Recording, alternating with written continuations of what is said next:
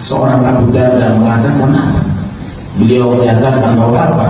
Seseorang itu bukan hanya seberapa banyak dia tahu tentang agama, tapi menurut beliau adalah seseorang itu harus mengetahui seberapa sadar dia terhadap posisi dirinya di hadapan Allah Subhanahu wa Ta'ala.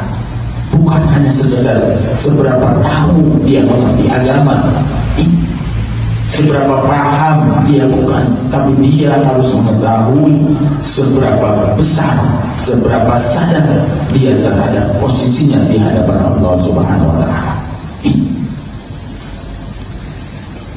Maka apa langkah-langkah yang sedang ditempuh oleh seseorang untuk jalan kepada ketaatan, ataukah justru orang itu melakukan kepada kemaksiatan? Mengapa Abu Darda mengatakan demikian? Karena memang ternyata hari ini banyak sekali manusia-manusia yang mereka merasa beragama,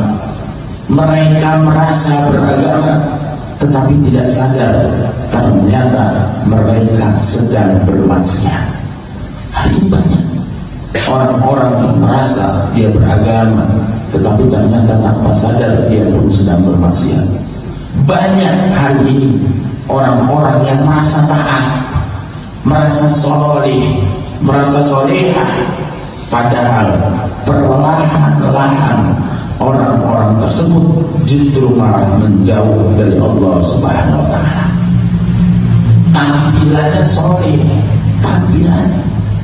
tampilannya solehah, kelihatannya taat, tapi ternyata di saat yang bersamaan sesungguhnya dia sedang menjauh dari Allah Subhanahu wa Ta'ala.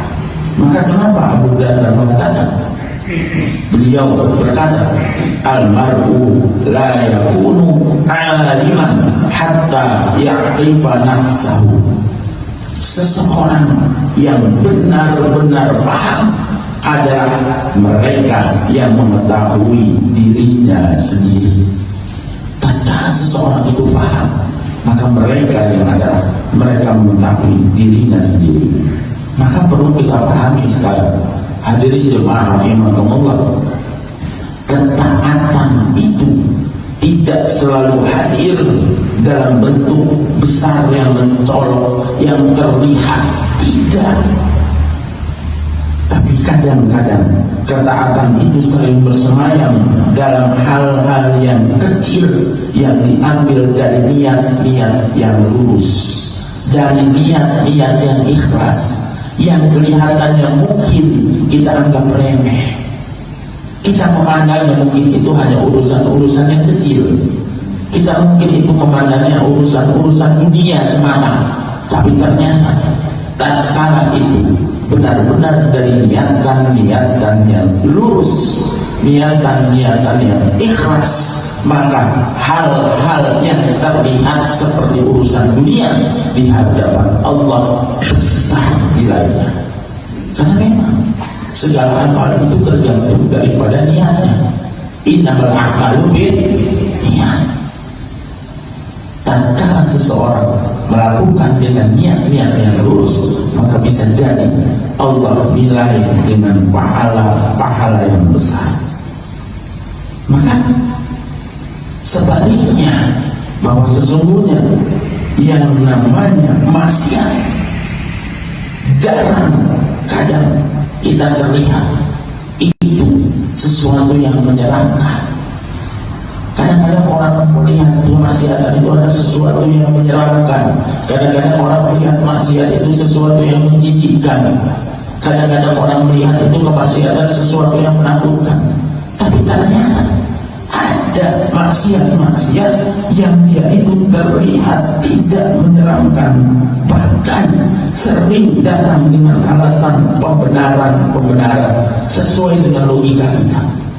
Maka kadang-kadang ada orang-orang yang sudah bermaksiat tapi tidak merasa kalau dia sudah bermaksiat. Bahkan dia mencari pembenaran, mencari ayat-ayat Quran untuk dia mempertahankan kemaksiatannya. Kira-kira ada nggak yang begitu Bapak Ibu? Ada? Ada. Orang-orang yang sudah jelas-jelas bermaksiat, tapi dia mempertahankan kemaksiatannya, dia pakai dalil-dalil ayat-ayat Al-Quran, tetapi dia pakai dengan cara pembenarannya. Hati-hati. Hari ini banyak maksiat dibungkus dengan agama, bungkusnya terlihat Islami, tapi dia bercampur dengan kemaksiatan-kemaksiatan. Kelihatannya tampilannya Islami, tapi ternyata di sana layar seperti konser yang tidak Islami, bahkan bertentangan dengan aturan syariah. Judulnya sholawat, bagus, tapi di sana ternyata bercampur, berkholwat yang bukan mahram, tidak ada batasan, bahkan mengumbar aurat. Ada seperti itu sekarang? Ada. Ini judulnya sholawat, bagus, sholawat sunnah. Bahkan sholawat itu adalah ibadah yang memang Allah perintahkan dan Allah sendiri pun melakukannya. Kalau ibadah-ibadah yang lain, Allah perintahkan sholat, Allah tidak sholat. Allah perintahkan zakat, Allah tidak zakat. Sholawat, Allah perintahkan sholat, sholawat, dan Allah pun melaksanakannya. Ini. Tapi kadang-kadang hari ini banyak kemaksiatan-kemaksiatan yang dibungkus dengan kebaikan-kebaikan, tapi sesungguhnya dia sedang bermaksiat. Maka hadirin jemaah yang insya Allah dirahmati oleh Allah Subhanahu Wa Taala, disinilah yang perlu kita pahami. Disinilah pentingnya kefahaman, pentingnya kita memahami itu. Faham. Karena apa? Orang yang fakih, orang yang fakih ini orang yang faham. Dia orang yang fakih, namanya fakih, faham. Ini pentingnya faham. Orang yang fakih itu mereka bukan hanya tahu tentang hukum halal haram saja, bukan. Kalau orang yang fakih cuma sekedar tahu hukum halal haram saja, banyak orang yang tahu hukum halal haram. Santri-santri pondok pesantren, lulusan dari pesantren itu banyak yang ngerti hukum halal haram. Tapi keluar dari pesantren, lulus dari pesantren, apa semuanya pasti jadi ulama? Semuanya dia menerapkan apa yang dia pelajari selama di pesantrennya? Tidak semua. Sekarang ribuan ustaz, ribuan kiai, mereka tahu hukum halal haram, tapi apakah semua mereka kiai, ustaz, penceramah, dai-dai itu semuanya menjalankan apa yang mereka pahami? Tidak semua. Maka kenapa ada ulama itu dibagi? Ada ulama warasatul anbiya, ada ulama su. Ulama warasatul anbiya itu ulama yang mengikuti Nabi. Ulama su itu ulama-ulama yang jelek, ulama-ulama yang buruk. Maka Abu Darda mengatakan bahwa orang fakih itu bukan hanya sekedar tahu hukum haram, tapi orang fakih itu merasakan arah hatinya. Ini bagaimana arah hatinya? Seorang ulama, seorang dai, dia benar-benar hanya takut kepada Allah Subhanahu Wa Taala. Ini. Jadi bukan dia tampilan kasihnya. Hari ini banyak kasihnya bagus, pakai sorban, banyak mereka, santrinya banyak, tapi kadang-kadang tidak sesuai dengan apa yang dia sampaikan. Hati-hati, itu bukan orang yang fakih, itu bukan orang yang paham. Maka hati-hati hari ini. Kamu sekedar mengetahui halal haram, kita semua bisa. Maka apa? Dosa terbesar sering-sering terjadi dosa terbesar itu lahir bukan karena ketidaktahuan, tetapi karena ketidakjujuran terhadap diri sendiri. Ada orang yang paham ngerti ini perkara haram, tapi dia lakukan. Ada nggak kira-kira? Mencuri itu benar atau salah? Salah. Semua orang tahu, tetapi ternyata masih banyak yang melakukan. Korupsi itu salah. Ternyata kadang-kadang yang melakukannya itu mereka yang terlihat sorry.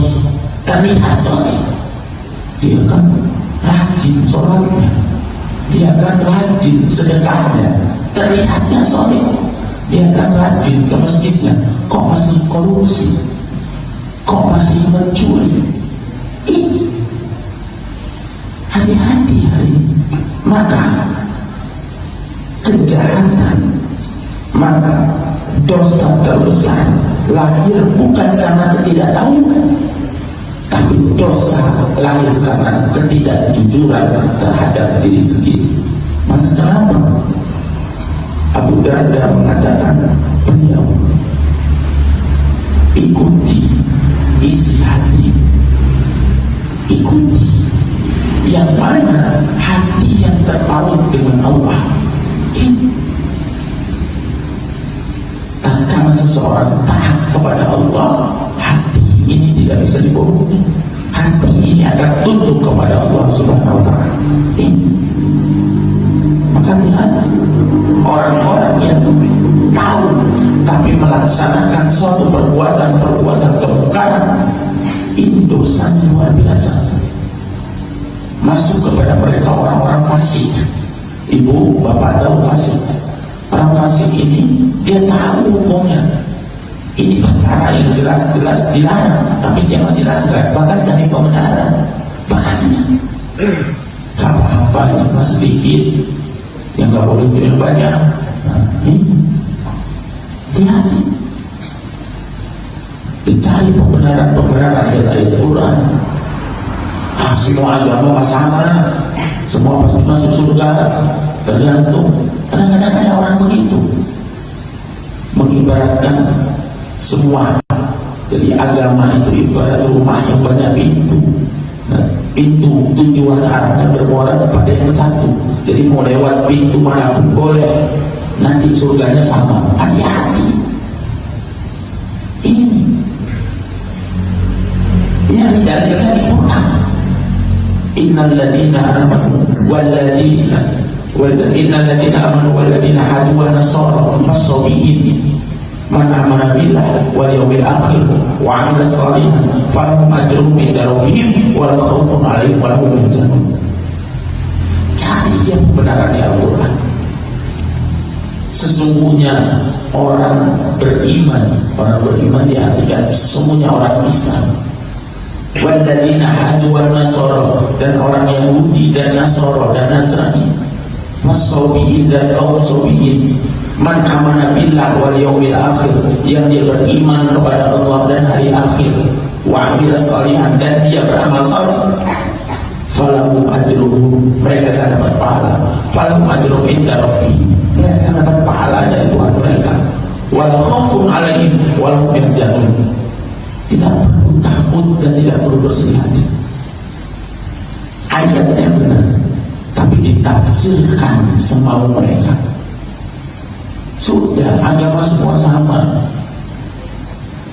Nanti akan masuk surga bareng-bareng kalau dia taat. Semua akan bertemu nanti di satu muara yang sama. Hati-hati nih. Hati-hati.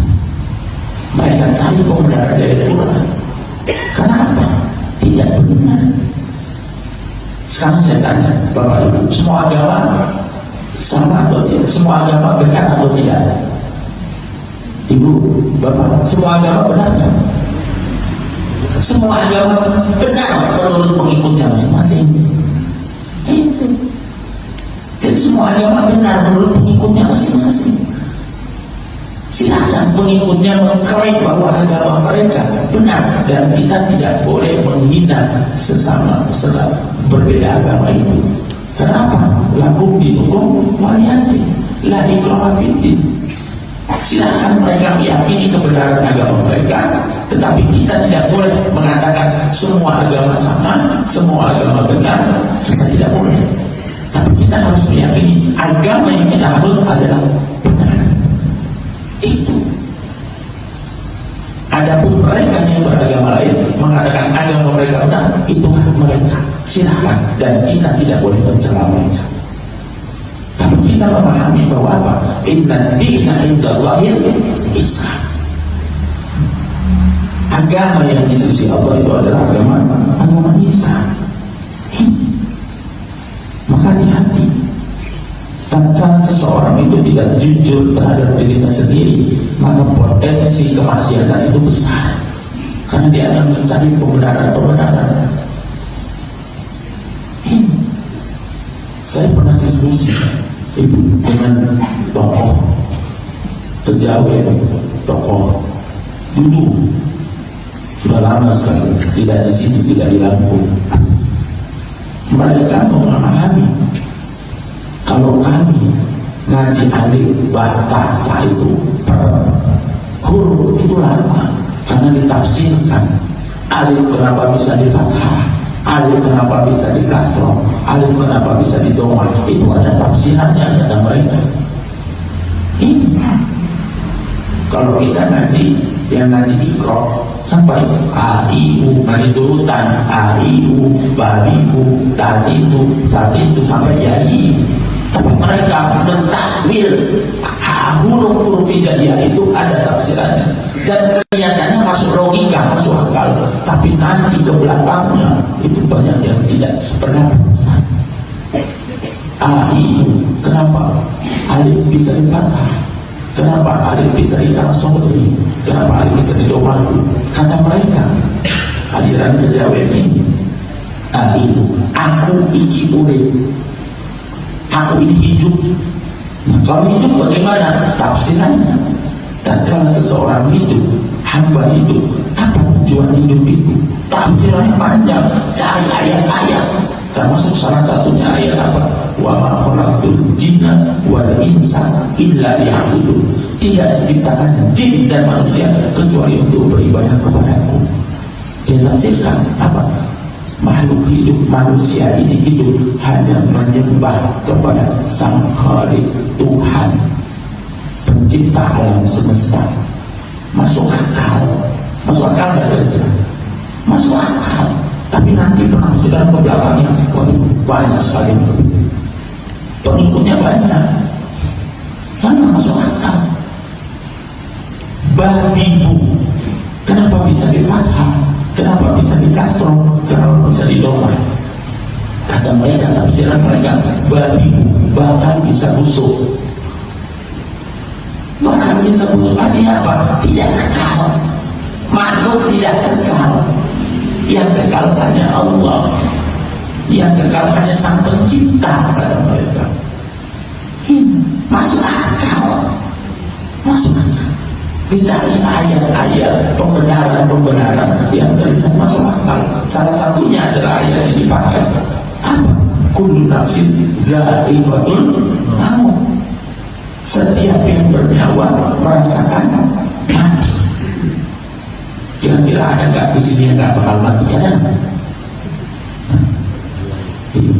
Walaupun dia punya ilmu kebal, ada yang punya ilmu kebal di sini. Belajar debus, tetap mesti mati. Kullu nafsin za'iqatul maut. Maka tafsiran babibu di sana, makhluk itu tidak kekal, yang kekal hanya Allah. Allah baqa, Allah kekal, masuk akal. Tetapi nanti penafsiran ke belakang mencari pembenaran. Ini tadi itu kenapa bisa di fathah, kenapa bisa di kasroh, kenapa bisa di dhammah? Kata mereka, pemahaman mereka tadi itu takut yang tua, bertanya kepada yang lebih tua.